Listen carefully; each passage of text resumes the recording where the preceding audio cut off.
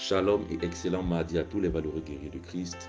Nous rendons une fois de plus grâce à l'Éternel qui a bien voulu renouveler son souffle de vie en ce jour. Nous bénissons le Seigneur qui ne cesse chaque jour de nous combler de ses grâces et de ses bénédictions. Si aujourd'hui nous sommes debout, c'est exclusivement par sa grâce, c'est exclusivement par ses bontés renouvelées envers nous. Aujourd'hui, dans le cadre de prière lumineuse, nous voulons continuer avec la grande thématique développer de l'audace pour dépasser ses limites. La Bible déclare dans le livre de Deutéronome 18, le verset 20, « Mais le prophète qui aura l'audace de dire en mon nom une parole que je ne lui aurais point commandé de dire, ou qui parlera au nom d'autres dieux, ce prophète-là sera puni de mort. » Bien-aimé dans le Seigneur, être prophète est un office assez délicat et parler de la part du Seigneur nécessite beaucoup d'audace. Pourquoi ?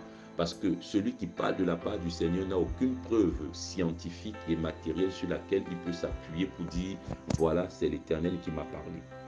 Et si tu veux donc parler de manière efficace au nom du Seigneur, en tant que prophète, tu dois pouvoir avoir de l'audace.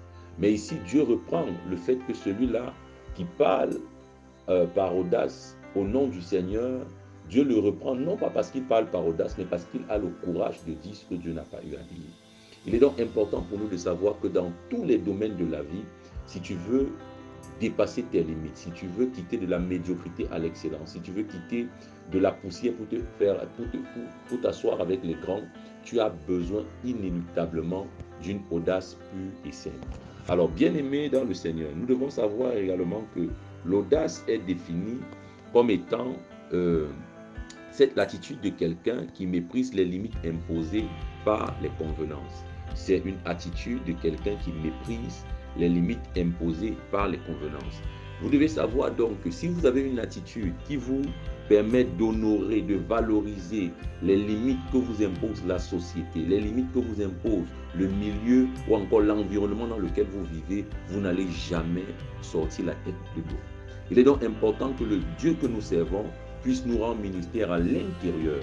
Parce que si on nettoie l'intérieur de la coupe, alors le verre est propre. Bien-aimé, il est donc capital pour toi et moi d'avoir une attitude qui méprise toutes les limites que nous impose la vie, la société et même les hommes. Si tu veux briller, si tu veux atteindre le sommet, tu dois avoir de l'audace.